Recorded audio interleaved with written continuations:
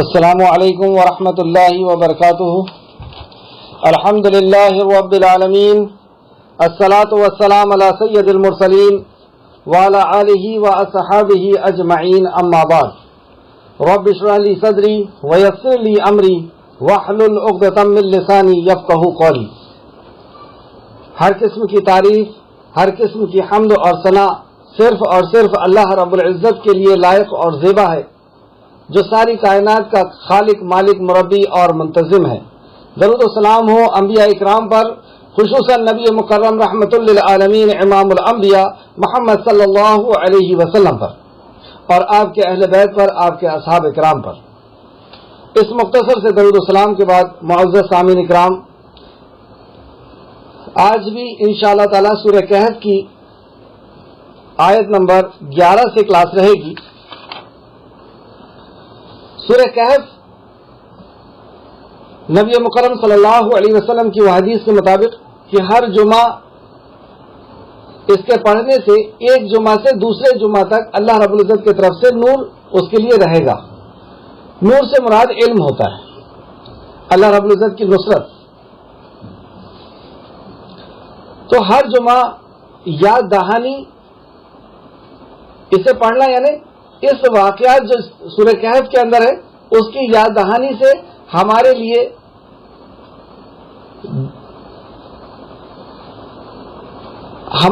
ایک جمعہ سے دوسرے جمعہ تک نور رہے گا۔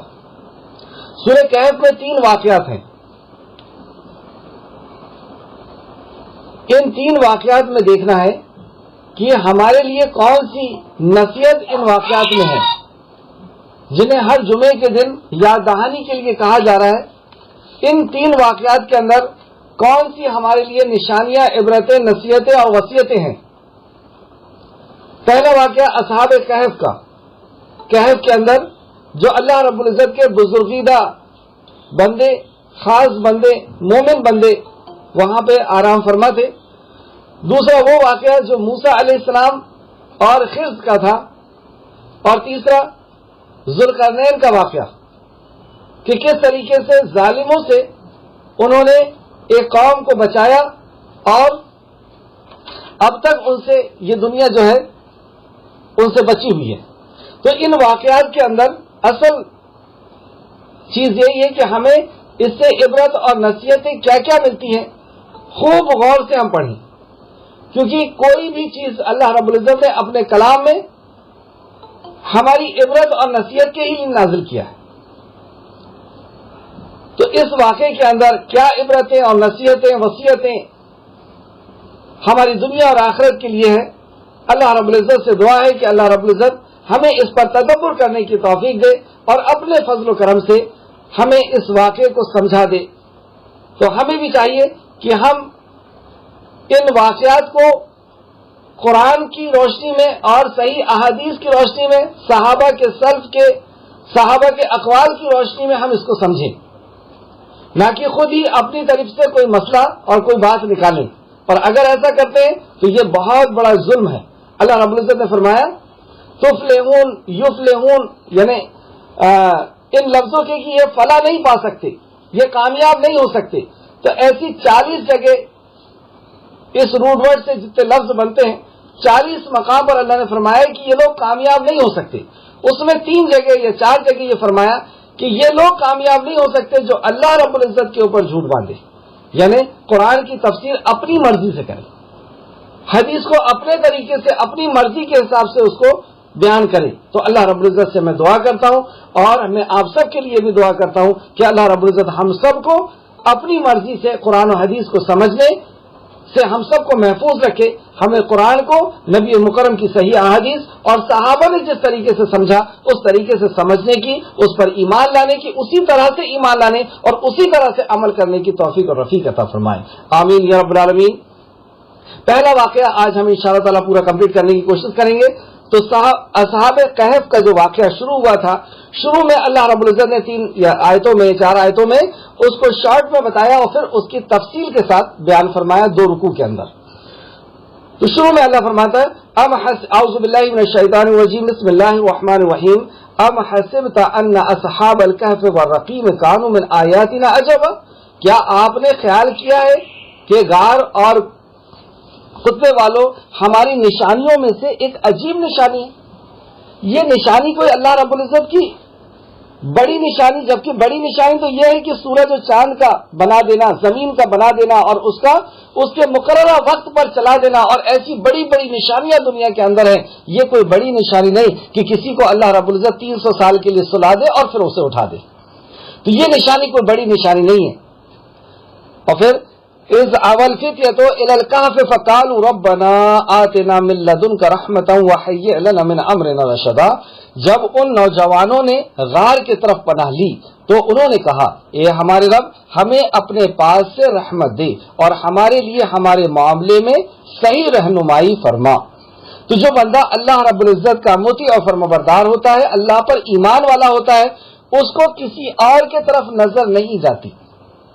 کیا اس شہر کے اندر، اس دیش کے اندر کوئی اور لوگ نہیں ہوں گے؟ لیکن کسی کی طرف بھی ان کی نظر نہیں گئی، ان کی نظر اپنے خالق کی طرف گئی کہ وہی ہمارا مددگار ہے، وہی ہمارا حسبنا اللہ نعم الوکیل نعم المولا و نعم النصیر، وہی ہمارا مددگار ہے۔ تو انہوں نے کہا اے ہمارے رب ہمیں اپنے پاس سے رحمت دے اور ہمارے لیے ہمارے معاملے میں صحیح رہنمائی فرما۔ تو رہنمائی بھی اللہ رب العزت سے مانگتے ہیں، جیسے نبی مکرم نے استخارہ سکھایا کہ رہنمائی بھی اللہ رب العزت سے مانگو اور مدد بھی اسی سے مانگو، وہی حاجت روا ہے، وہی مشکل کشا ہے۔ تو یہ اللہ رب العزت کی جو خاص بندے ہیں ان کا یہ اس میں بتایا گیا، اور ہمارے لیے اس میں عبرت یہ ہے کہ جب بھی ہم کوئی ایسی مصیبت اور پریشانی کے اندر پھنس جائیں تو مدد کے لیے اللہ رب العزت کو پکاریں اور اسی سے رہنمائی کی دعا بھی کریں۔ پھر اللہ فرماتا ہے فَضَرَبْنَا عَلَىٰ آذَانِهِمْ فِي الْكَهْفِ سِنِينَ عَدَدًا، پھر ہم نے غار میں ان کے کانوں پر گنتی کے کئی برس تھپکی دے دی، مطلب ان کو سلا دیا۔ تو کانوں سے انسان سوتا ہے، کئی بار آپ دیکھیں گے کہ انسان کی آنکھ کھلی ہوتی ہے لیکن وہ سو رہا ہوتا ہے، اور کئی بار آپ دیکھیں گے کہ آنکھ بند ہوتی ہے اور وہ جاگ رہا ہوتا ہے، لیکن اصل میں سویا ہوا وہ ہے جو سن نہیں رہا ہے، یعنی اب اس کو نیند کا غلبہ اس کے اوپر ہو گیا ہے۔ تو اللہ رب العزت نے سونے کے تعلق سے فرمایا کہ ہم نے ان کے آنکھ میں نیند دی، ایسا نہیں کہا، کان میں ہم نے تھپکی دے دی۔ پھر ہم نے انہیں ثم بعثناہم لنعلم ای الحزبین احصی لما لبثوا امدا، پھر ہم نے انہیں اٹھایا تاکہ ہم معلوم کریں کہ دو گروہوں میں سے کون اس مدت کو زیادہ دیر جاننے والا ہے۔ مطلب دو لوگوں میں دو گروپ یہ بھی ہو سکتے ہیں جو قوم کے گروپ تھے اور یہ لوگ تھے، یا آپس میں ان کے لوگ کہ یہ جانے کی کون زیادہ بہتر جانتا ہے کہ ہم یہاں پہ غار کے اندر کتنا رہے۔ یعنی جب اللہ رب العزت کسی کو سلا دے تو سو کے اٹھنے کے بعد کون ہے جو بتا سکتا ہے کہ وہ کتنا سویا؟ سبحان اللہ، یہ چھوٹی موت کا عالم ہے، تو بڑی موت پہ سونے کے بعد یعنی موت کے بعد کون بتا سکتا ہے؟ اور یہ 7 لوگ ولایت کے کس درجے پہ تھے، اللہ کے کیسے مطیع اور فرمانبردار تھے، یہ پورا واقعہ اگر آپ غور سے سمجھیں تو پتہ چلے گا کہ یہ بہت ہی قیمتی لوگ تھے۔ یہ 7 ان کی ولایت میں کیا شک ہو سکتا ہے کسی کو؟ ان کے اللہ کے خاص بندے ہونے میں کیا شک ہو سکتا ہے؟ تو اللہ رب العزت نے بتایا کہ اس میں بھی عبرت ہے ہمارے لیے کہ اللہ رب العزت یہ کہتا ہے کہ میں نے انہیں سلا دیا اور جگانے کے بعد میں دیکھنا چاہتا ہوں کہ کون زیادہ جاننے والا ہے کہ وہ کتنا سویا۔ تو سونے کے بعد کسی ولی کو پتا نہیں کہ وہ کتنا سویا ہے، یہ جبکہ چھوٹی نیند کا عالم ہے، تو بڑی نیند کا عالم کیا ہوگا؟ انشاءاللہ تعالی یہ پوری بات آگے کی تفسیر میں آئے گی۔ یہاں سے تفصیلاً بات شروع ہو رہی ہے، بات کو پھر سے اللہ شروع کرتا ہے نحن نقص علیک نبأهم بالحق انہم فتیۃ آمنوا بربہم وزدناہم ہدی، ہم ان کا حال ٹھیک ٹھیک آپ سے بیان کرتے ہیں۔ مطلب اب ان کا واقعہ اللہ رب العزت یہاں سے شروع کرتا ہے کہ ٹھیک ٹھیک بیان کرتے ہیں، اور اللہ رب العزت بیان کر رہا ہے، اس سے زیادہ صحیح ان کے حالات کو جاننے والا اور اس حالات کو بیان کرنے والا اور کون ہو سکتا ہے؟ اور اس میں صرف واقعہ نہیں، عبرت اور نصیحت کی جو چیزیں تھی وہ بیان کی گئی، گنتی نہیں بتائی گئی آخر تک،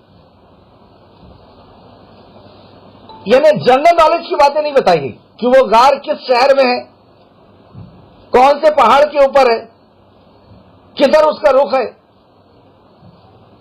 حالانکہ تفسیر میں اس کے رخ وغیرہ کے بارے میں آتا ہے، لیکن ایسی باتیں جو عبرت اور نصیحت کی نہیں تھی وہ باتیں نہیں بیان کی گئی.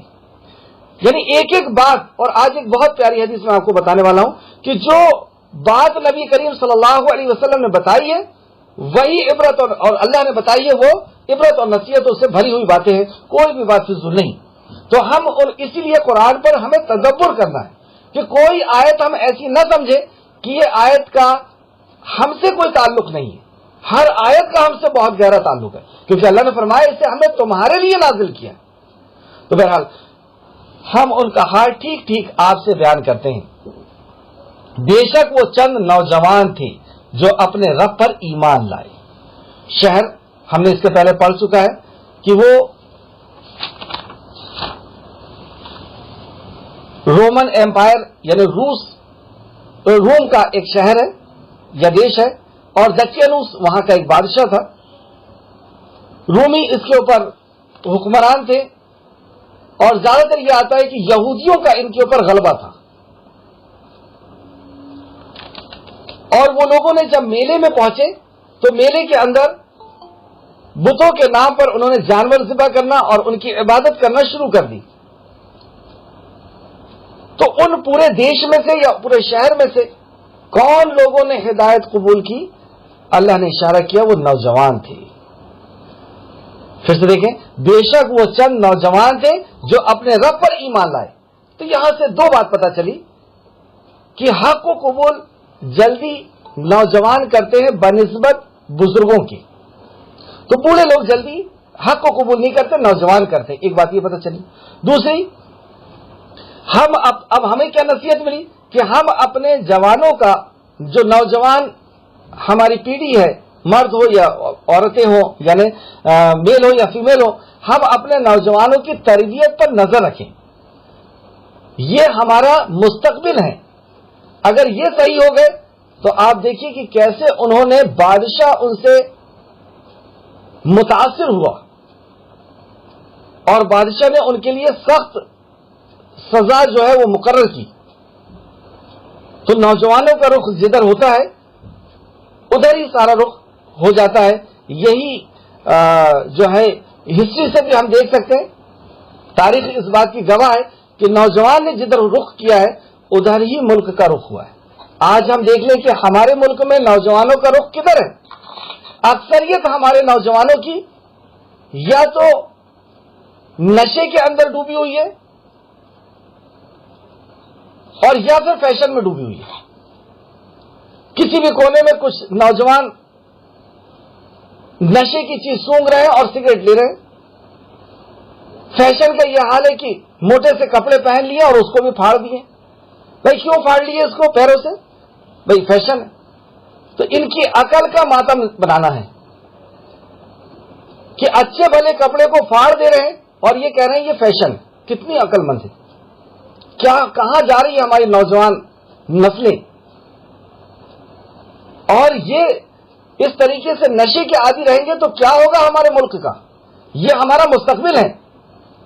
کیا ہوگا ہماری جماعت کا؟ کیا ہوگا ہماری خاندان کا؟ کیا ہوگا ہمارے گھر کا؟ بہرحال آگے دیکھتے ہیں. ہم ان کا حال ٹھیک ٹھیک آپ سے بیان کرتے ہیں. بے شک وہ چند نوجوان تھے جو اپنے رب پر ایمان لائے.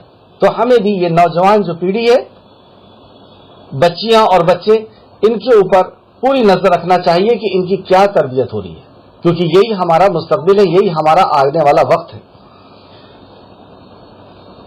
اور پھر اللہ فرماتا ہے کہ ہم نے انہیں ہدایت میں زیادہ کیا کیونکہ وہ نوجوانوں نے ایمان لے آئے تھے. تو جب بندہ ایمان لے آتا ہے تو اللہ رب العزت اس کو ہدایت میں زیادہ کرتا ہے. کیسے ہدایت میں زیادہ کیا تھا کہ جب انہوں نے دیکھا شرک کو تو ان کی طبیعت نے اس بات کو گوارا نہ کیا اور وہ شرک سے ہٹ گئے. مطلب اس میلے سے ہٹ کر کے ایک نوجوان پہلے پیڑ کے نیچے آیا، برداشت نہیں کیا اس نے. یہ ہے توحید کی پہچان، یہ ہے توحید کی علامت کہ وہ شرک کی جگہ کو برداشت نہیں کر پاتا. وہ بھاگتا ہے وہاں سے نکلتا ہے، بھلے ہی کتنے. اور ان کے کیا یہ جو نوجوان لڑکے تھے، کیا ان کے ماں باپ، ان کے رشتہ دار، ان کے دوست نہیں تھے وہاں؟ ان کے سارے عزیز و اقارب تھے. لیکن وہ عزیز و اقارب سے نکل کر کے اس پیڑ کے پاس گئے، پھر دوسرا نکل کر کے گیا، پھر تیسرا نکل کر کے گیا، اور آپس میں ایک دوسرے کو پہچانتے نہیں تھے. لیکن اللہ رب العزت کی قدرت، جو میں نے حدیث آپ کو کل کی کلاس میں بتائی تھی کہ یہ لوگ بخاری شریف کی حدیث نمبر 3336، جس کا مفہوم یہ ہے، جس کا میننگ یہ نکلتا ہے کہ روحیں اپنی جیسی روحوں کو پہچان لیتی ہیں. وہ جب نکلے، اللہ کی یہ قدرت ہے کہ جو عالم ارواح میں جن روحوں نے ایک دوسرے کو پہچانی تھی، وہ روحیں دنیا میں بھی ایک دوسرے کو پہچان لیتی ہیں. گویا کہ جو وہاں پہ ساتھ میں تھے یہاں پر بھی ساتھ میں رہیں گے، اور انشاءاللہ تعالی جنت میں بھی ساتھ میں رہیں گے. کیونکہ انسان اپنے جیسے انسان کے ساتھ ہی رہ پاتا ہے. تو سب سے پہلی چیز یہ پتہ چلی کہ وہ لوگ مل گئے، اور جب ملے تو یونٹی بن گئی، اب ایک سے ساتھ ہو گئے. تو اس یونٹی کا کتنا بڑا فائدہ ہوا کہ ان لوگوں نے پھر طے کیا کہ ہم ایک کمرہ بنائیں گے اور وہاں پہ اللہ کی عبادت کریں گے. یا انہوں نے کمرہ لیا اور وہاں پر اللہ کی عبادت کرنا شروع کر دی. تو ایمان میں اضافہ ہوا، یعنی ہدایت پر اور ہدایت ملی. ہدایت کسے کہتے ہیں؟ ہدایت تین معنوں میں آئی ہے، لیکن یہاں پہ جس معنی میں ہدایت ہے کہ وحی الہی کا علم اور اس پہ عمل کی توفیق، جو ہم ہر نماز کے اندر مانگتے ہیں، اہدنا الصراط المستقیم، اللہ ہمیں ہدایت دے. تو کس چیز کی ہدایت؟ ہدایت پر ہدایت، کہ جو عمل کر رہے تھے اب اس سے اور زیادہ عمل پہ ہمیں اللہ کھڑا کر دے. تو یہ ہدایت. پھر اس کے بعد جب بادشاہ نے انہیں طلب کیا تو بادشاہ کی آنکھوں میں آنکھیں ڈال کر کے انہوں نے توحید کی گواہی دی اور توحید کی دعوت بھی دی. یہ ہے ہدایت پر ہدایت بڑھایا. اس طریقے سے سورہ محمد کے اندر بھی ہم دیکھ سکتے ہیں، اور سورہ توبہ میں بھی ہے. سورہ محمد صلی اللہ علیہ وسلم آیت نمبر 17، سورہ محمد آیت نمبر 17، اور جو لوگ ہدایت یافتہ ہیں ان کو وہ مزید ہدایت بخشتا ہے اور پرہیزگاری عنایت کرتا ہے. مطلب جو ہدایت پر ہے اللہ انہیں اور ہدایت دیتا ہے اور انہیں پرہیزگاری، یعنی اس اور زیادہ پرہیزگاری، تقوی اور زیادہ ان کو عطا فرماتا ہے. ایک اور جگہ سورہ توبہ کی آیت نمبر 124 کے اندر 124 کے اندر اللہ فرماتا ہے، چنانچہ جو ایمان والے ہیں اسے سورت نے ان کے ایمان میں اور زیادہ کیا اور وہ خوش ہوتے ہیں. اللہ نے ایمان والوں کو فرمایا کہ اللہ ایمان والوں کی ایمان میں اور اضافہ کرتا ہے. جیسے جیسے مصیبتیں سامنے آتی ہیں ان کے اضافے ایمان میں اور اضافے ہوتے ہیں، کیونکہ وہ اللہ رب العزت پر ایمان رکھنے والے ہیں. تو وہ دیکھتے ہیں کہ یہ باطل طاقت ہے اور میرے ساتھ خالق کائنات کی طاقت ہے، ان کا ایمان اور بڑھتا ہے. یہ ہم جنگ بدر، جنگ احد کے معاملے میں دیکھ چکے ہیں اس کی تفصیل.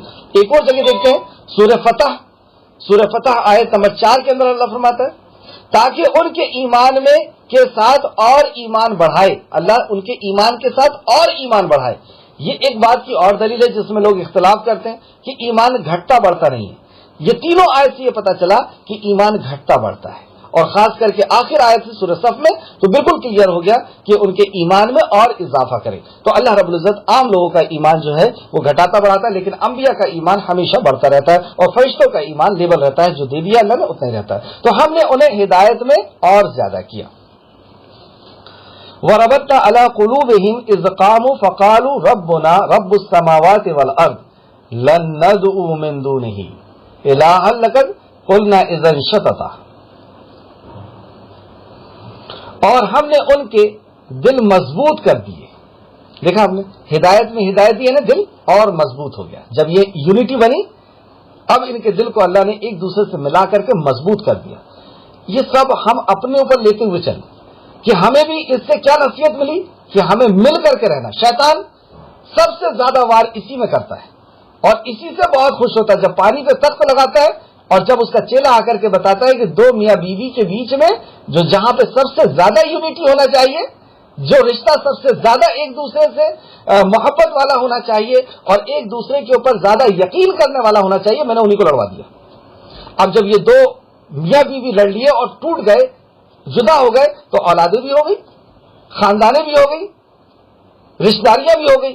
تو یہ یونٹی کو ختم کرتا ہے. اور جب یونٹی بن جاتی ہے مَعْتَصِمُوا بِحَبْلِ اللَّهِ جَمِيعًا وَلَا تَفَرَّقُوا، تو ہماری جماعت کے بیچ میں بھی شیطان آئے گا اور اسی راستے سے آئے گا کہ اس نے ایسا کہا تھا اور اس نے ویسا کہا تھا اور ہمیں توڑنے کی کوشش کرے گا. تو ہمیں یہ خیال ہونا چاہیے کہ ہمارا جو کام ہے، ہمارا جو مقصد ہے، اگر اس کا بھی وہی مقصد ہے تو پھر ہمیں کسی بھی حالت میں ٹوٹنا نہیں ہے. یہ شیطان کی چالیں ہیں جو ہمیں دور کرنا چاہتا ہے، ایک دوسرے سے جدا کرنا چاہتا ہے. اور ہماری سب کی خواہش کیا ہے کہ اللہ رب العزت کا پاکیزہ دین جس میں حفاظت ہے اصولوں کی نہیں، حفاظت ہے جس میں ہمارے حقوق کی، ماں کے حقوق کی، بہن کے، بھائی کے، بیوی کے، بچے کے، پڑوسی کے، جس دین کے اندر حقوق کی حفاظت ہے، جس دین کے اندر انسانیت کی حفاظت ہے، جس دین کے اندر امن اور امان اور سکون ہے، اس دین کو ہم بڑھانا چاہتے ہیں. تو جو بھی ہمارا دوسرا ساتھی بھلی وہ کسی بھی جگہ پر ہو، وہ بھی اگر اسی کام کو کر رہا ہے تو ہم سے اس میں دشمنی نہیں ہونا چاہیے. اور آپس میں ہمارے کلاس کے اندر بھی، ہمارے بیچ کے اندر بھی شیطان نا اتفاقی لے کر کے آئے گا، لیکن ہمیں سمجھنا ہے کہ ہمارا مشن کیا ہے، ہماری سوچ کیا ہے، ہماری فکر کیا ہے کہ اللہ رب العزت کے اس پاکیزہ دین پر ہم عمل کریں جو امن اور امان اور سکون اور اطمینان کا دین ہے. بہرحال، اور ہم ان کے دل مضبوط کر دیے. جب وہ کھڑے ہوئے تو بولے. اب جب وہ آپس میں جڑ گئے تو کیا بولتے ہیں؟ ہمارا رب تو آسمانوں اور زمین کا رب ہے. سبحان اللہ. اس آیت سے کیا پتہ چلا؟ انہیں معرفت توحید ہو گئی، انہیں معرفت الہی ہو گئی. اور جب معرفت الہی، اللہ رب العزت کی معرفت جب کسی بندے کو ہو جاتی ہے تو پھر وہ عمل کیا کرتا ہے؟ آگے عمل آ رہا ہے. پھر سے دیکھیں، ہمارا رب، جب وہ آپس میں مل گئے تو انہوں نے ربوبیت کا اعلان کیا کہ وہ رب ہے، یعنی وہ خالق ہے، مالک ہے، مدبر ہے. اور خالق یعنی حفاظت کرنے والا ہے اور پالنے والا بھی ہے. مالک ہے، کوئی اور مالک نہیں. مدبر ہے، پلان اس کا ہے. یہ صرف زبانی بات نہیں، یہ ان کے دل سے جب ہم ایسی کنڈیشن میں پھنسیں گے اور اس وقت جب ہم یہ کہیں گے کہ میرا رب اللہ ہے، تب یہ بات بنے گی. ابھی تو ہم علم کی بنیاد پر، لفظوں کی میننگ کی بنیاد پر بول رہے ہیں، لیکن ان کے اوپر حالات ویسے بنے تھے. بادشاہ نے کیا آرڈر دیا تھا جب یہ پکڑے گئے؟ آگے دیکھتے ہیں ہم. ہمارا رب تو آسمانوں اور زمین کا رب ہے. ہاں، ہمارا بھی وہی رب ہے اور زمین و آسمان کا رب بھی وہی. کیوں زمین و آسمان کی طرف اشارہ کیا جا رہا ہے؟ اس کی سلطنت دکھائی جا رہی ہے، اس کی بادشاہت، اس کی حکومت اور اس کا علم اور اس کا عمل، ساری چیز آگے. زمین و آسمان کا مالک ہے وہ. اور پھر اس کے بعد ہوتے ہیں، ہم اس کے سوا کسی کو معبود ہرگز نہیں بنائیں گے. لن ندعو من دونہ، ہرگز نہیں. لن جہاں پر بھی آتا ہے، ہرگز ایسا ہو ہی نہیں سکتا کہ ہم اس کے علاوہ کسی اور کو حاجت روا اور مشکل کشا بنا لیں. ہرگز ایسا نہیں ہو سکتا. اس سے کیا مطلب ہے؟ اس ہرگز کے پیچھے کیا چھپا ہوا ہے؟ کہ اب رشتہ داریاں چلی جائیں، والدین چلے جائیں، دوستیاں چلے جائیں، عزت چلی جائے، گھر چلا جائے، یہاں تک کہ اپنی جان چلی جائے. ہرگز نہیں ہو سکتا کہ ہم اس کے علاوہ کسی اور کو حاجت روا اور مشکل کو سا قبول کر لیں. وہ ہمارا خالق ہے. ہم کہاں پر ہیں دیکھ لیں.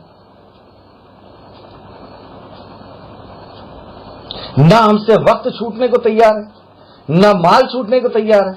عزت کے لیے تو جی رہے ہیں. اور اس کے بعد اللہ کی مدد کے امیدوار بھی. کیسا شیطان نے ہمیں پٹی لگا کر رکھا ہے. بہرحال وہ کہتے ہیں ہم اس کے سوا کسی کو ہرگز معبود نہ بنائیں گے. اور پھر اگر بنائے تو اس کا نتیجہ پیش کر رہے ہیں. اگر پکارا تو یقیناً اس وقت ہم نے ظلم و زیادتی والا بات کی. الہ لقد قلنا اذا شططا، تو ہم نے بہت ہی ظلم والی بات کہہ دی. هؤلاء قوم اتخذوا من دونه آلهة لولا يأتون عليهم بسلطان بين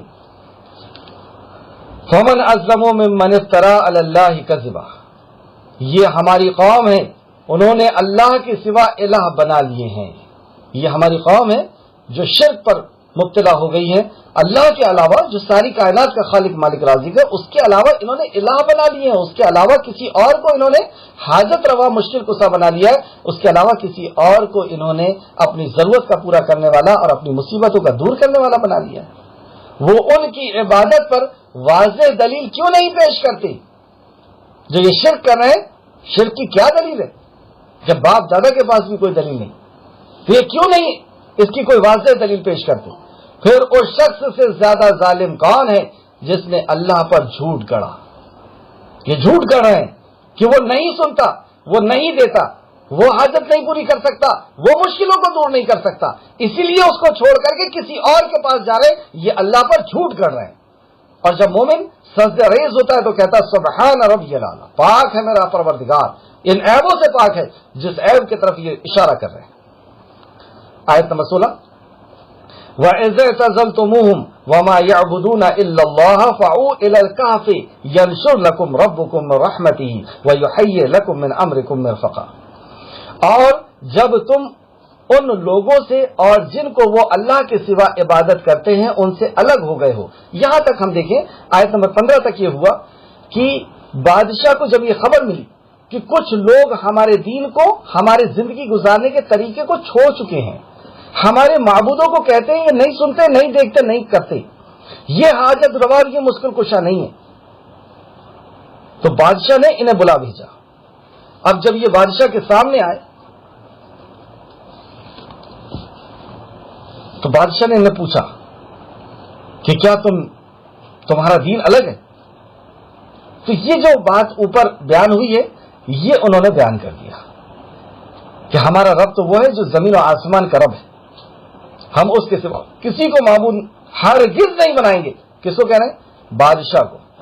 کیونکہ بادشاہ بھی یہ جانتا ہے اور یہ بھی یہ جانتے ہیں کہ وہ بادشاہ ہے.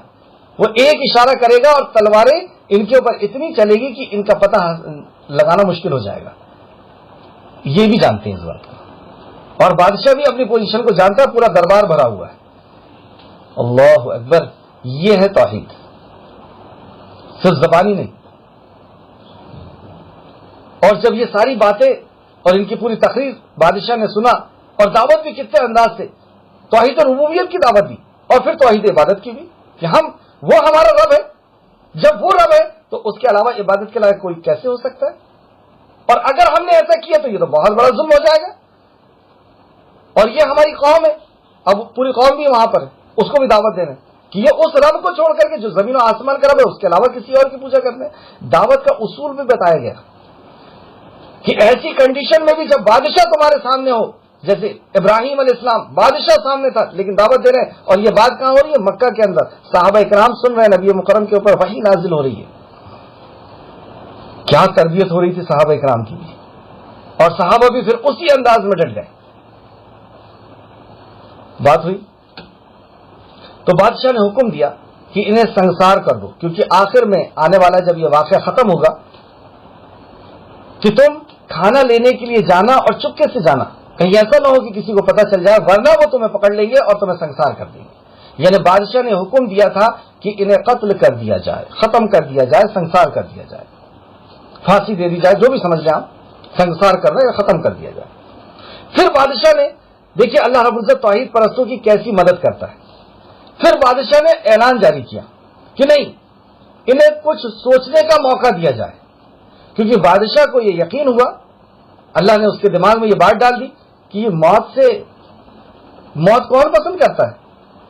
یہ موت پسند نہیں کریں گے، یہ واپس اپنے دین میں آ جائیں گے.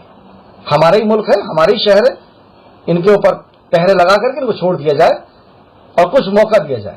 یہ اللہ کی طرف سے ان کے لیے نصرت آ گئی، مدد آ گئی. اب اس مدد کا انہوں نے کیا فائدہ اٹھایا کہ مرنے سے کوئی فائدہ نہیں، یہاں سے نکل جاؤ، اور رب ہے نا ہمارے ساتھ. تو یہ وہاں سے ہجرت کی. اور ہجرت کس طرف کی ہے؟ ہجرت کے لیے جب نکلے تو ایک غار میں انہوں نے پناہ لی، اور اس غار میں ہی اللہ رب العزت نے ان کی مدد فرما دی. اب آگے دیکھتے ہیں آیت نمبر 16. اور جب تم ان لوگوں سے اور جن کو وہ اللہ کے سوا عبادت کرتے ہیں ان سے الگ ہو گئے ہو تو غار میں پناہ لو. دو بات کی کہ قوم سے بھی ہم بیزاری کا اعلان کرتے ہیں اور ان کے باطل معبود سے بھی ہم بیزاری کا اعلان کرتے ہیں. اسلوب دیکھیے آپ بات کرنے کا کیا انداز ہے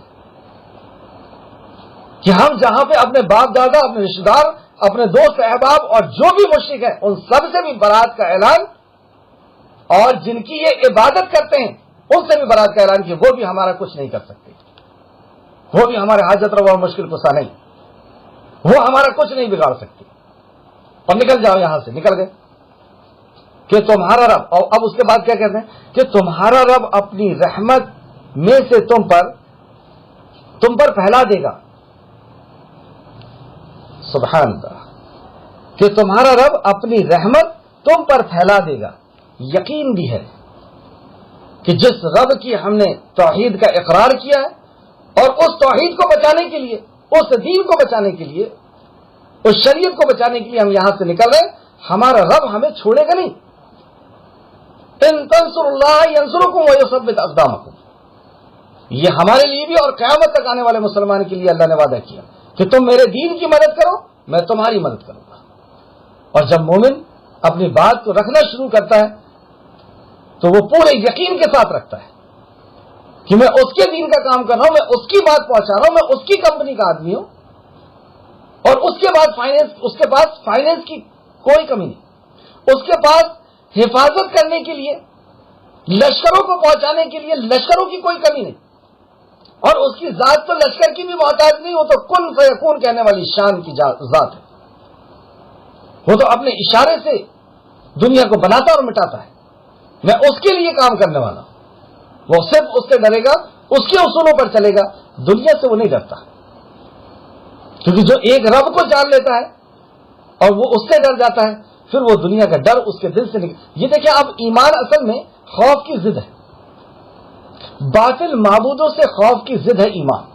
جب اللہ پر ایمان آ گیا تو باطل جتنی بھی چیزیں سب سے ڈر نکل جاتا ہے، اور تمہارے لیے تمہارا کام میں آسانی پیدا کرے گا. دوسرا یقین بھی بتایا کہ وہ ہماری مدد بھی کرے گا اور ہماری رحمت بھی ہمارے اوپر نازل کرے گا اور ہمارے کام میں ہماری مدد بھی کرے گا.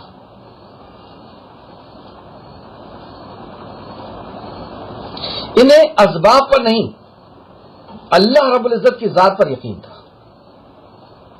اور اسی طریقے سے کب ہم ملک سے نکل سکتے ہیں یا شہر سے نکل سکتے ہیں، کب نکلنا جائز ہے، یہ بھی ہم کو پتا چلا کہ جب ایسی گھڑی آ جائے کہ موت سامنے ہے، یا پھر ہمیں مشرک بننا ہوگا، اپنے دین کو چھوڑنا ہوگا، یا موت ہے، تو اس کا یہ تیسرا راستہ ہے کہ وہاں سے نکل جاؤ. تو کب نکلنا جائز ہے آپ یہ دیکھ سکتے ہیں. بخاری شریف حدیث نمبر 19 کے اندر بھی بتایا گیا. بخاری شریف حدیث نمبر 19 کے اندر کہ ایسے وقت میں جب تمہارا ایمان پر ٹکے رہنا مشکل ہو جائے، جیسے ابھی ہمارے سامنے جو ہے کانا دجال کا جو فتنہ ہمارے سامنے ہے، اگر کانا دجال آ جائے، جان بچانا مشکل ہو جائے، تو بہترین اثاثہ نبی کریم نے فرمایا کہ بکریاں ہیں جو لے کر کے انسان نکل جائے. لیکن اگر ایسا کیا، اس نے ایسا نہ کیا اور ویسے ہی نکل گیا، تو اس کا جمعہ اور نماز کی اس کو حساب دینا ہوگا. تو بغیر اس کے یعنی شریعت کے اصول کے بنیاد پر ہی کوئی شخص اپنے علاقے کو چھوڑ سکتا ہے. آیت نمبر 17.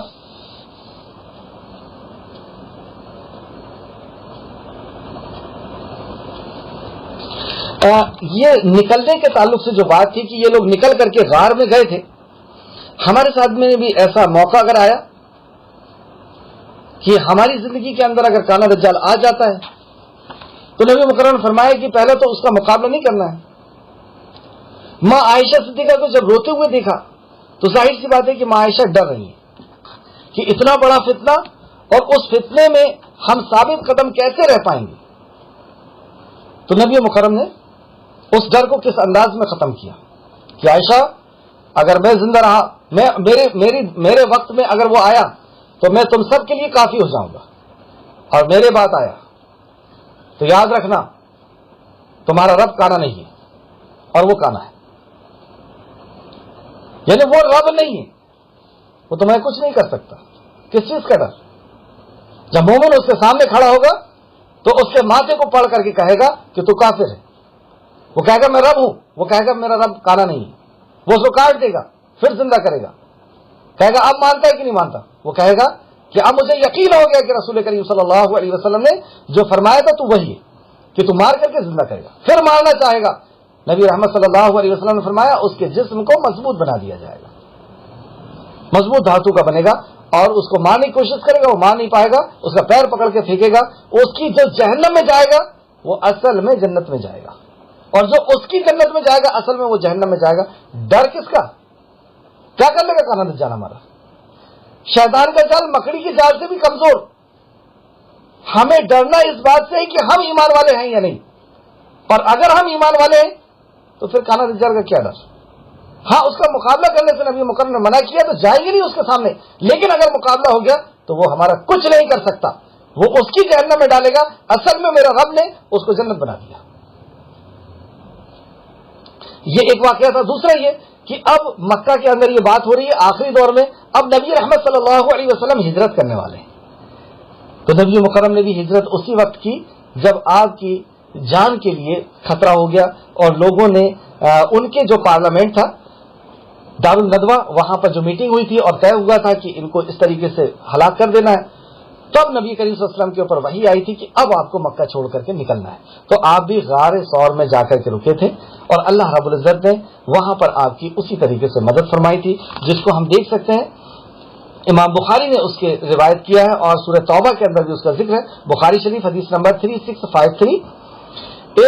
جب وہ لوگ وہاں پہ پناہ لیے تو رسول کریم صلی اللہ علیہ وسلم اگر ان میں سے، مطلب ابو بکر صدیق کہتے ہیں کہ اگر ان میں سے کسی نے اپنے پاؤں کی طرف دیکھا تو وہ ہمیں دیکھ لیں گے، تو آپ نے اس کے تعلق سے نبی کریم صلی اللہ علیہ وسلم نے فرمایا، اے ابو بکر، ان دونوں کے بارے میں تمہارا کیا خیال ہے جن کا ساتھی تیسرا اللہ ہے؟ سبحان اللہ، مطلب نبی مکرم کے ساتھ ہی نہیں، ابو بکر کے ساتھ بھی اللہ رب العزت ہے۔ یہ امام بخاری نے اس روایت کو لے کے آئے، بخاری 3653۔ سورہ توبہ کی آیت نمبر 40 میں بھی اللہ نے فرمایا، سورہ توبہ آیت نمبر 40، اگر تم پیغمبر کی مدد نہ کرو گے، اور یہ بہت ہی عبرت اور نصیحت والی آیت ہے، اگر تم پیغمبر کی مدد نہ کرو گے تو اللہ نے ان کی مدد کی۔ یہ مسلمانوں کو یہ بتایا جا رہا ہے کہ تم اگر نبی کی مدد نہیں کرو گے، نہیں نکلو گے ان کے ساتھ اس دین کی حفاظت کے لیے، اس دین کی بقا کے لیے، اس دین کو بچانے کے لیے، تو تم کیا سمجھتے ہو تمہارا محتاج ہے اللہ؟ نبی تمہارا محتاج ہے؟ غور کرو، وہ اکیلا نکلا تھا اس کے ساتھی کے ساتھ، اور اللہ رب العزت نے اس کی مدد کی تھی۔ آج ہم اس خیال میں نہ رہیں کہ جو یہ دین ڈوب رہا ہے تو اللہ ہم مسلمانوں کا محتاج ہے۔ اقبال نے کیا خوب کہا کہ پاسباں مل گئے کعبہ کو صنم خانے سے، وہ صنم خانے سے لوگوں کو اٹھا لے گا اور اپنے دین کی حفاظت کر لے گا۔ اللہ نے کہا تم نہیں کرو گے، میں ایسی قوم کو لے کر کے آؤں گا جو مجھ سے محبت کرتی ہوگی، میں اس سے محبت کرتا ہوں۔ اللہ ہمارا محتاج نہیں ہے۔ یہ دین جو ختم ہو رہا ہے ہماری چوکھٹ پہ آ کر کے، ہم نہیں بچائیں گے تو اللہ رب العزت بچا نہیں سکتا، ایسا نہیں ہے۔ وہ دوسری قوم سے اس قوم کے اندر لوگوں کو لے کر کے آئے گا اور دکھائے گا ہمیں ختم۔ اور ایک عذاب کئی قسم کا آج مسلمانوں کے اوپر ہے، اس میں سے ایک عذاب یہ بھی ہے کہ اللہ رب العزت قوموں کو تبدیل کرتا ہے۔ دیکھ لیں آج کیسے سمیٹا جا رہا ہے مسلمانوں کو، اور دوسرے لوگ آ رہے ہیں اسلام کے اندر اور وہ اسلام کی شان بتا رہے ہیں۔ تو پاسباں مل گئے کعبے کو صنم خانے سے۔ اللہ رب العزت ہر چیز پر قادر ہے۔ اس طریقے سے اللہ نے ڈانٹا کہ تم اگر میرے نبی کی مدد نہیں کرو گے تو خیال کرو، یہ تو احسان ہے اللہ کا کہ اللہ ہمیں موقع دے رہا ہے، ورنہ یہ دو تھے صرف اس غار کے اندر، اور اللہ نے فرشتوں کے نزول کو شروع کر دیا تھا۔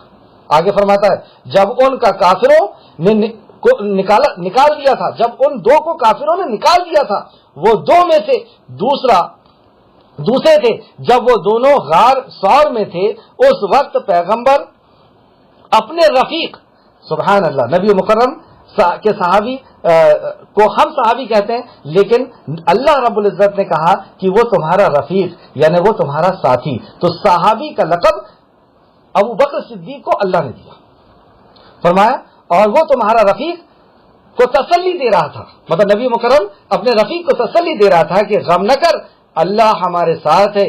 تو اللہ نے ان پر تسلی نازل فرما دی، سکون نازل فرما دیا، اور ان کے ایسے لشکروں سے مدد کی جو تم کو نظر نہیں آتے تھے، اور کافروں کی بات کو پست کر دیا، اور بات تو اللہ ہی کی بلند، اور اللہ بڑا زبردست اور خوب بڑا حکمت والا ہے۔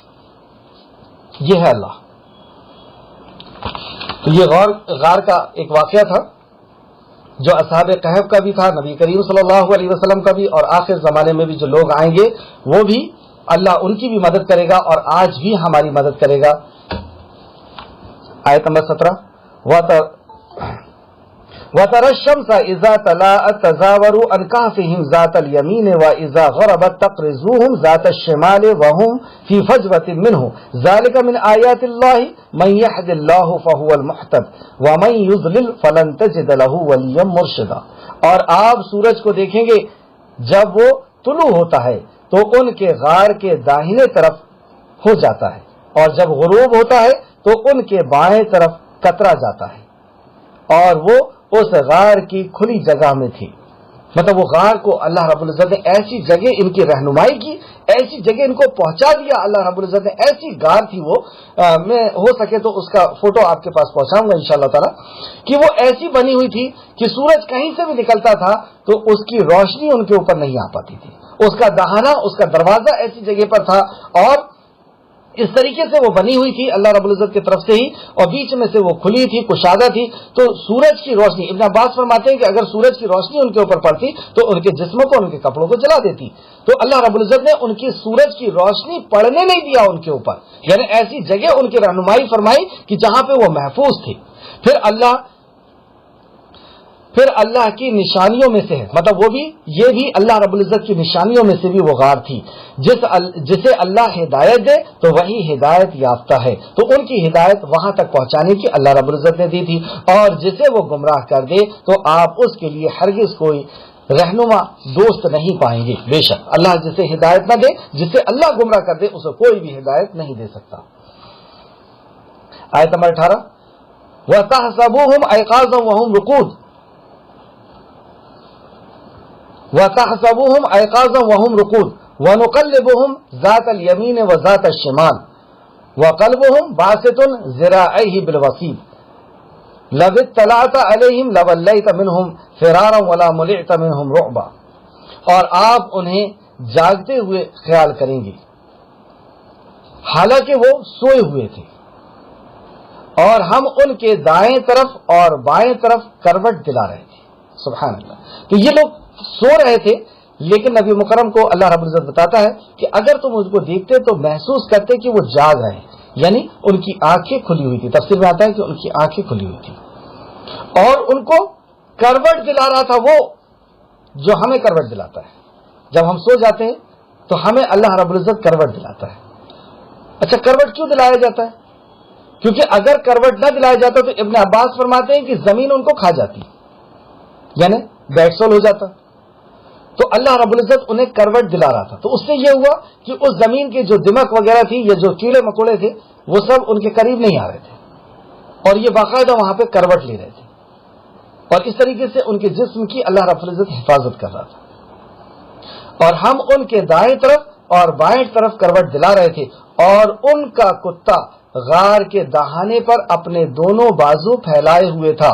یہاں پہ کروٹ کا ذکر نہیں ہو رہا، سائنس نے اس پر بھی ریسرچ کیا کہ جس پنجے کے بل اور جس پیر کے بل، جس ہاتھ کے بل یہ بیٹھتا ہے، اس ہاتھ میں ایسی کون سی چمڑی ہے اور ایسے کون سے بال ہیں، تو اسے ریسرچ کر کے بتا دیا کہ ہاں یہاں پہ بیڈ سول نہیں ہوتا اگر یہ بہت لمبی مدت تک بھی اسی طریقے سے بیٹھا رہے تو۔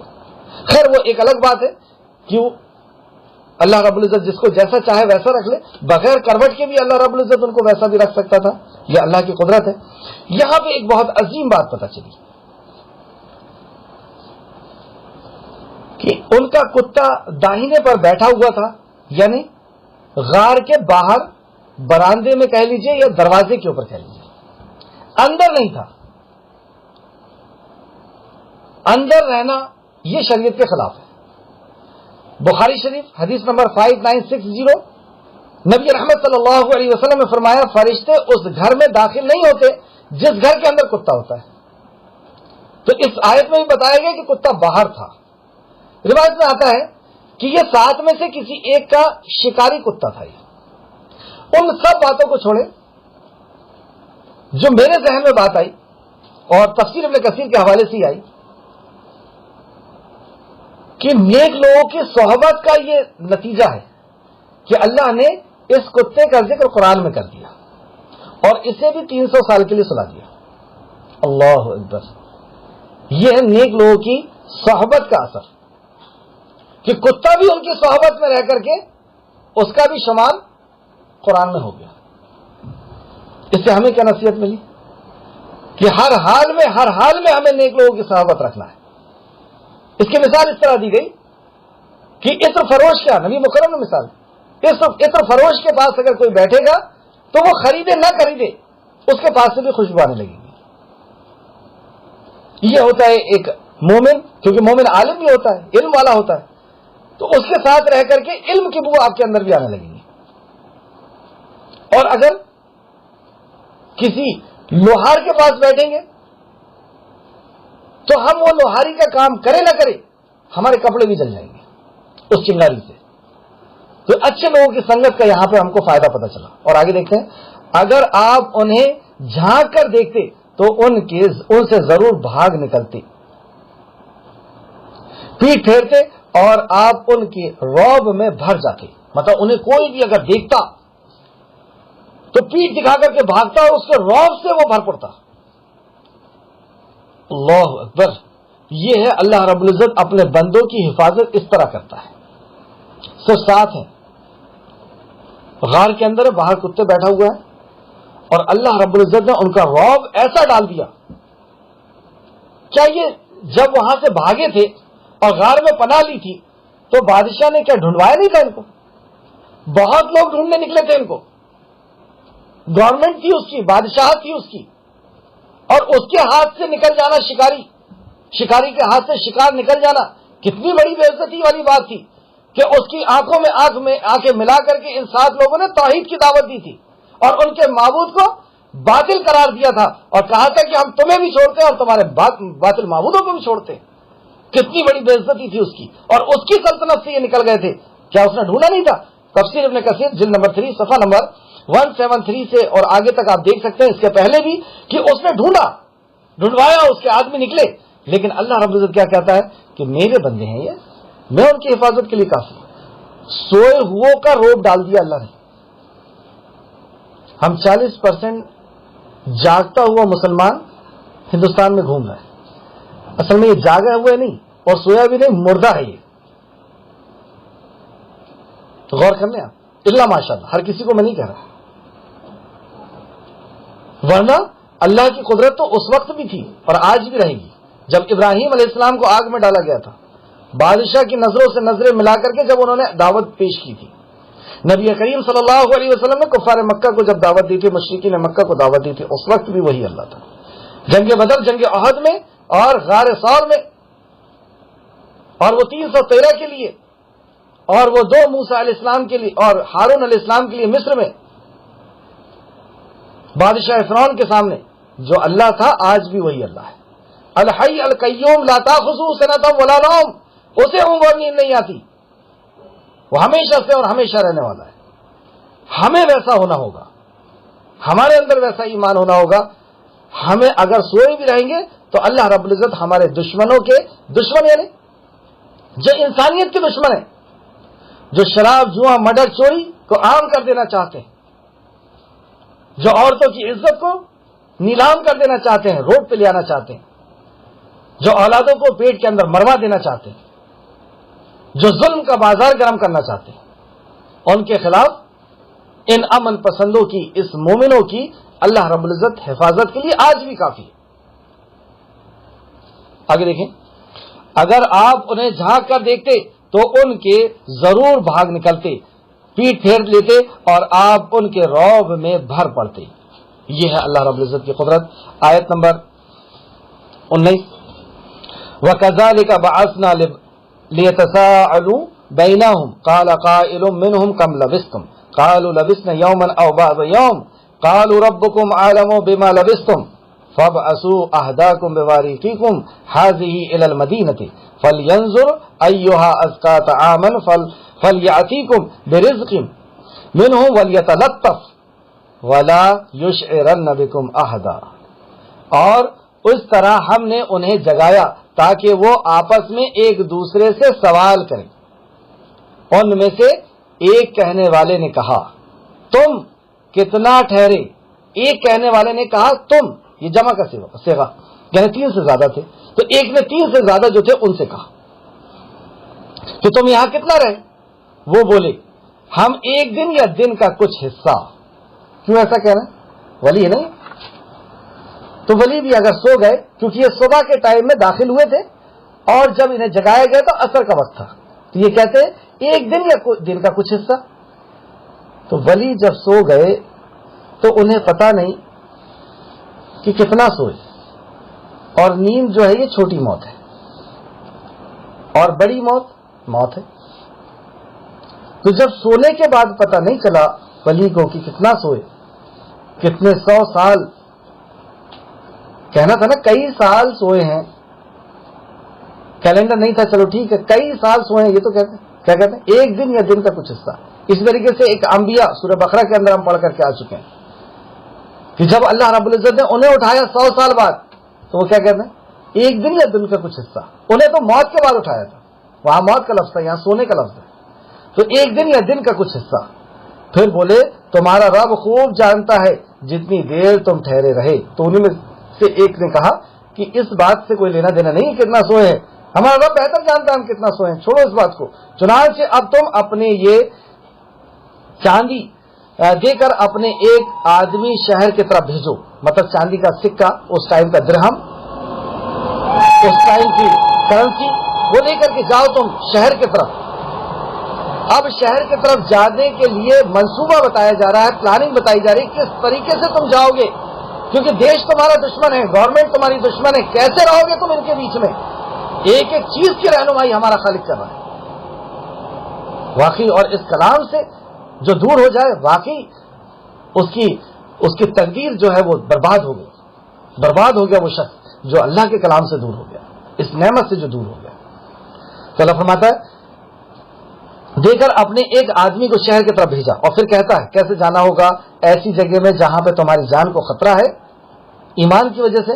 پھر وہ دیکھو کہ اسے شہر کا کون سا شخص کام کے لحاظ سے بہتر ہو. تو پہلی بات یہ کہتے ہیں کہ جاؤ کھانا لے کر کے آؤ، اور کھانا کیسا لے کر کے آنا، بہتر پاک کھانا لے کے آنا، طیب کھانا لے کر کے آنا. تو پتہ چلا کہ اس دور میں بھی حلال اور حرام کی تمیز تھی، اور ان سے کہا گیا کہ حلال کھانا لے کر کے آنا ہے تم کو اس سے.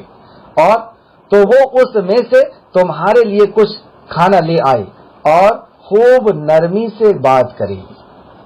تو نرمی سے وہاں رہے، کسی سے الجھے نہ، کسی کو تمہارے بارے میں خبر نہ دے، کوئی دوسری بات نہ کرے، نرمی سے بات کرے، کھانا لے اور آ جائے جس مقصد سے آ رہا. اور تمہارے متعلق بالکل کسی کو نہ بتائے، تمہارے متعلق کسی کو نہ بتائے. اس طریقے سے تم رہو.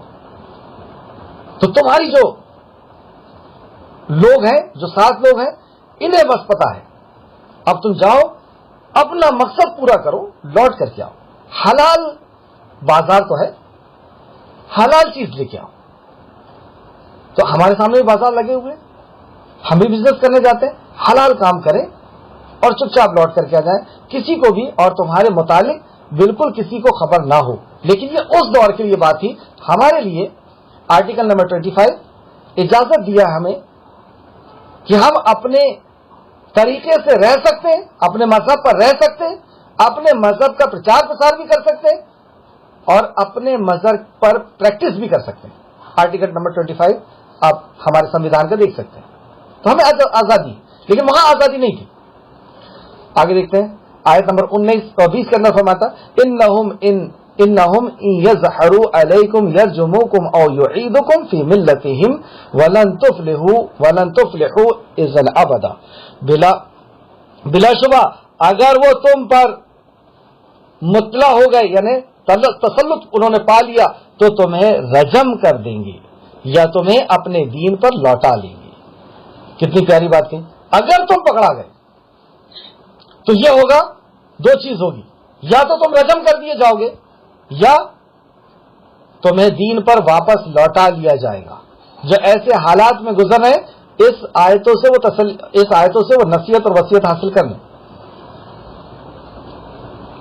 ہمارے گھر کے اگر ایسے حالات ہیں تو ہم یہ سمجھ لیں کہ یا تو ہمیں رجم کر دیا جائے گا، ختم کر دیا جائے گا، یا اپنے دین پر واپس لوٹا لیا جائے گا. تو اب کون سا راستہ ہے؟ اب وہی غار کا راستہ ہے، اب نکلنے کا راستہ ہے. نکل جاؤ، اللہ کی رحمت بہت وسیع ہے. جب فرشتے جہنم میں پوچھیں گے کہ تم کیسے آ گئے یہاں، یا حشر میں پوچھیں گے کیسے تمہارا یہ حال ہو گیا، تو وہ کہیں گے کہ اللہ تو جانتا تھا کہ ہمارے حالات ایسے نہیں تھے کہ ہم نیک عمل کرتے. تو فرشتے بھی یہ کہیں گے کہ اللہ کی زمین کشادہ نہ تھی، کیوں نہیں نکل گیا وہاں سے؟ اللہ کے دین پر عمل کرنے کے لیے کیوں نہیں نکل گیا؟ آگے وہ کہتے ہیں اور پھر اس وقت تم ہرگز فلاح نہیں پا سکو گی، ہرگز تم اس وقت فلاح نہیں پا سکو گے. اگر تم پکڑا گئے اور تمہیں موڑ لیا گیا اپنے دین پر تو تم فلاح نہیں پاؤ گے. ہاں اگر مار دیے تو شہید کہلاؤ گے، لیکن اگر شہادت کی ڈر سے بچ گئے تو پھر تم کبھی بھی فلاح نہیں پا سکتے. تھوڑا سا اور لے لیتے ہیں تاکہ یہ واقعہ پورا ختم ہو جائے. وَكَذَلِكَ أَرْسَلْنَا عَلَيْهِمْ لِيَعْلَمُوا أَنَّ وَعْدَ اللَّهِ حَقٌّ وَأَنَّ السَّاعَةَ لَا رَيْبَ فِيهَا إِذْ يَتَنَازَعُونَ بَيْنَهُمْ أَمْرَهُمْ فَقَالُوا ابْنُوا عَلَيْهِمْ بُنْيَانًا رَبُّهُمْ أَعْلَمُ بِهِمْ قَالَ الَّذِينَ غَلَبُوا عَلَىٰ أَمْرِهِمْ لَنَتَّخِذَنَّهُمْ عَلَيْهِمْ مَسْجِدًا. اور اس طرح ہم نے لوگوں کو ان پر مطلع کر دیا. لیکن جب یہ وہاں پہ نکلے مارکیٹ کے اندر تو یہ دیکھ رہے ہیں کہ کیا میں خواب میں تو نہیں ہوں. پھر آگے چلتے ہیں دیکھتے ہیں کہ کہیں میں ایسا تو نہیں کہ میں پاگل ہو گیا ہوں. پھر آگے چلتے ہیں دیکھتے ہیں کیا ہے، کیا چل کیا رہا. یہ تو میں جس شہر سے میرا شہر ہے اور میں یہاں سے اس گار، کبھی گار کی طرف دیکھ رہے ہیں، کبھی شہر کی طرف دیکھ رہے ہیں، کبھی اپنے طرف دیکھ رہے ہیں، کبھی دیکھ رہے ہیں میں خواب میں تو نہیں ہوں، کبھی میرے کو کچھ ہو تو نہیں گیا، کوئی میرے پر مسلط تو نہیں ہو گیا، کوئی جادو تو نہیں ہو گیا، پریشان. لیکن انہوں نے یہ سب خیالات کو پس پشت ڈالا اور اب جل رہے ہیں جہاں پہ جانا ہے، دیکھ رہے ہیں مارکیٹ کون سا ہے، اور جا کر کے ایک دکان کے پاس پہنچ گئے. دیکھا کہ وہ کھانا بیچ رہا ہے، کہا کہ مجھے کھانا چاہیے. تو دکاندار بھی ان کو دیکھ رہا ہے کہ ان کی بھیش بھوشا تو بالکل الگ دکھ رہی ہے. پرانے زمانے کے 300 سال پرانا جو کپڑے کا ڈیزائن ہوتا ہے وہ تو بدل بھی گیا ہوگا، ہے نا، نظر وغیرہ، چہرہ وغیرہ ان کا جو ہے. تو وہ سب صحیح سالم تھا، ایک جیسا تھا جیسا اس ٹائم تھا، ویسے کی ویسی. 3 سال کے بعد بھی بال بھی اتنے بڑے ہیں، جو ہے اسکن بھی ویسی ہے، کپڑے وغیرہ سب ویسی ہے. یہ اللہ رب العزت کی قدرت تھی کہ اللہ نے ان کو ویسے کی ویسے محفوظ رکھ دیا. جیسے ہم کوئی فریج میں کوئی سامان رکھتے ہیں ویسی کی ویسی محفوظ نکالتے ہیں. اللہ رب العزت کی قدرت ہے. اللہ رب العزت ہم سے زیادہ ٹیکنالوجی کو جاننے والا ہے، وہ اللہ ہے ہمارا. تو جیسی انہوں نے سامان دیا اور انہوں نے پیسے دیے، وہ پیسے کو دیکھتا ہے، پھر ان کو یہ کہاں سے لے کر کے آئے؟ تو کہا بھائی یہ سامان ہے، آپ دے دیجئے مجھے کھانے کا اور یہ پیسے لے لیجئے. اس نے بازو والے کو بلایا، پھر لوگ اکٹھا ہونا شروع ہو گئے، یہ کون، کیسے آ گئے؟ تو لوگوں نے کہا یہ پاگل ہے، اتنا پرانا یہ کیا چیز دے رہا ہے. اور اس کی پھر تفتیش کی گئی کہ نہیں صاحب یہ تو بہت پرانا سکہ ہے. اچھا اس زمانے میں وہ علاقہ جو تھا وہ اسلام پر آ چکا تھا. اس دور میں جو بھی لوگ ہوں تو وہ اسلام پر آ چکا تھا. وہ جو سلطنت تھی، وہ جو مشرک تھے وہ ختم ہو چکے تھے. تو ان کی سلطنت تھی، ان کی جو تھی بادشاہ تھی، تو اس کے لیے تو کوئی بڑی مشکل بات نہیں تھی. بہرحال یہ لوگوں نے اس کو پکڑ لیا. اور اب آگے کیا ہوتا ہے؟ تاکہ وہ جان لے کہ بے شک اللہ کا وعدہ سچا ہے. تو اللہ رب العزت نے ان کو پکڑوا دیا. کیوں پکڑوا دیا اللہ رب العزت نے؟ کہ اب ان کے لیے کوئی خطرہ نہیں تھا. اور اللہ یہ کہنا چاہتا ہے، یہ دکھانا چاہ رہا ہے کہ اب لوگوں کو اس کے معاملے میں تاکہ وہ جان لے کہ بے شک اللہ کا وعدہ حق ہے. یہ دنیا جان لے کہ اللہ کا وعدہ حق ہے. 2 بات یہاں سے نکلتی ہے. ایک یہ کہ مومنوں کی مدد اللہ رب العزت کر کے رہے گا، یہ دنیا جان لے. اور دوسرا کہ اللہ موت کے بعد زندہ کرنے میں قدرت رکھتا ہے، یہ لوگ جان لیں. اور یقیناً قیامت اس کی قوم، یقیناً قیامت اس میں کوئی شک نہیں کہ قیامت آنے والی ہے اور مرنے کے بعد اللہ رب العزت اسی طریقے سے کھڑا کرنے والا ہے.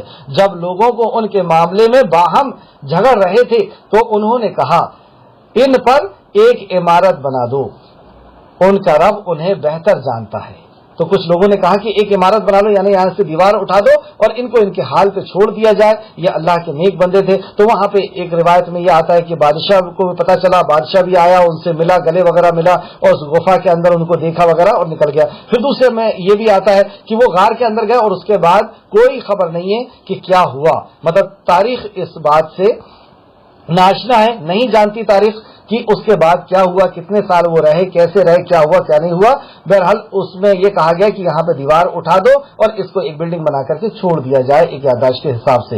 لیکن جن کا اس دور میں حکومت تھی یا ورچسو تھا، جن کی طاقت تھی، جن کی زیادہ تعداد تھی، ان لوگوں کا کہنا پڑا جو ان کے معاملے پر غالب ہو گئے تھے، وہ بولے ہم ان پر ضرور ایک عبادت گاہ بنائیں گے، مسجد بنائیں گے.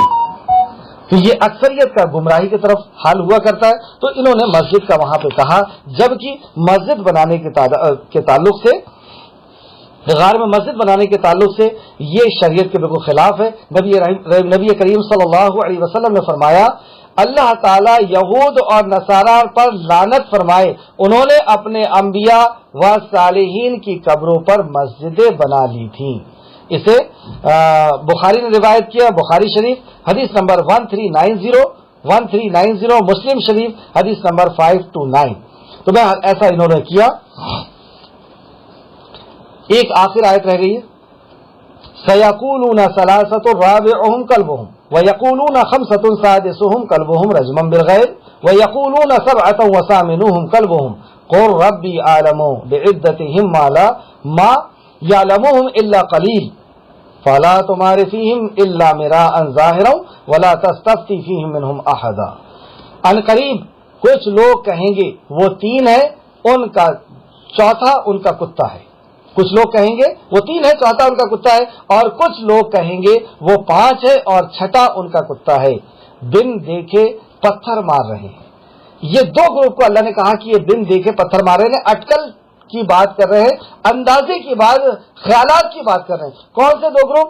جس نے یہ کہا کہ یہ 3 تھے، چوتھا ان کا کتا تھا، اور جس نے یہ کہا کہ یہ 5 تھے اور چھٹواں ان کا کتا تھا. تو یہ دونوں رائے کو اللہ رب العزت نے کہا کہ یہ اٹکل ہے. اب اس کے بعد دوسری رائے کو کیا کہتا اللہ؟ اور کچھ لوگ بھی کچھ کہیں گے وہ 7 ہیں اور ان کا 8واں ان کا کتا ہے. تو یہاں پہ اٹکل نہیں کہا گیا، سمپل کہہ دیا کہ کچھ لوگ کہیں گے کہ وہ 7 تھے اور 8واں ان کا کتا تھا. آپ کہہ دیجئے میرا رب ہی ان کی گنتی خوب جانتا ہے. پتہ کیا چلا کہ اصل جو واقعہ ہے اس سے عبرت اور نصیحت لو. وہ غار کون سی جگہ پر تھی، کون سا پہاڑ تھا، کتنی بڑی تھی، کتنے کلومیٹر تھی، اور وہ کتا کون سی نسل کا تھا، اور وہ گنتی کتنی تھی، اس سے کیا لینا دینا.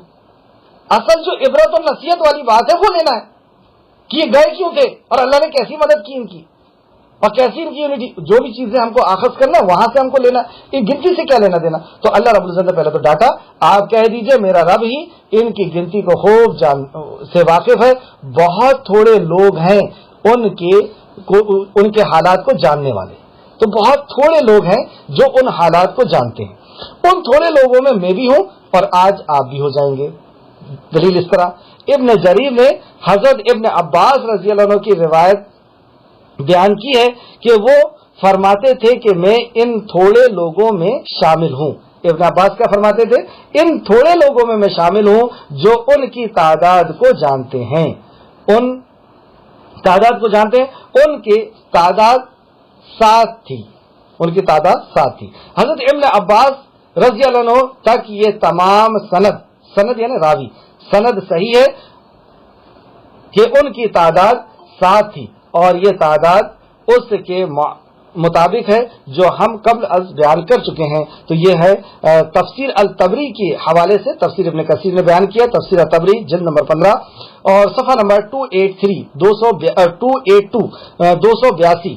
اور بھی دوسری بہت سی جگہ کا انہوں نے حوالہ دیے ہیں. اور تفسیر ابن کثیر دارالسلام جلد نمبر 3 صفحہ نمبر 749 کے حوالے سے میں نے آپ کو بتایا کہ وہ 7 تھے اور 8واں ان کا کتا تھا. لہذا آپ ان کے بابت بحث نہ کریں سوائے سرسری بحث کی، اور آپ ان کی بابت ان میں سے کسی سے بھی نہ پوچھیں.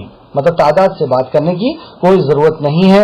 اصل جو مقصد ہے اس مقصد کی طرف ہمیں جانا ہے, اس عبرت اور نصیحت کی طرف جانا ہے. اللہ رب العزت سے دعا ہے کہ جو کچھ بھی ہم نے پڑھا اس پہ ہمیں مزید غور و فکر کرنے, اس سے عبرتیں اور نصیحتیں اور وصیتیں, اللہ رب العزت کی معرفت, اللہ رب العزت کی نشانیوں کو پہچاننے کی اللہ ہم سب کو توفیق اور رفیق عطا فرمائے. ہمارا ایمان بھی ویسے ہی بنا دے اے اللہ جیسا تو نے ان اصحاب کہف کا بنایا تھا. اے اللہ ہمیں بھی ویسے ہی تو اپنا خاص بندوں میں شامل فرما لے جن کے اوپر تیری خاص رحمتیں اور خاص انعامات ہوا کرتے ہیں, جنہیں تو بچا لیا کرتا ہے. جس طریقے سے 32 مضبوط دانت کے بیچ میں زبان کی, اللہ نرم زبان کی تو حفاظت فرماتا ہے. چاروں طرف کفار تھے, چاروں طرف دشمن تھے, لیکن اے اللہ تو نے ان 7 مومنوں کو بچا لیا. اے اللہ تو ہماری بھی ایسی ہی حفاظت فرما دے, ہمیں بھی ایسی ہی کوالٹی, ہمیں بھی ایسا ہی بندہ, ہمیں بھی ایسا ہی ایمان اور ہمیں بھی ایسی عمل کرنے والا بنا دے. آمین یا رب العالمین. السلام علیکم ورحمۃ اللہ وبرکاتہ.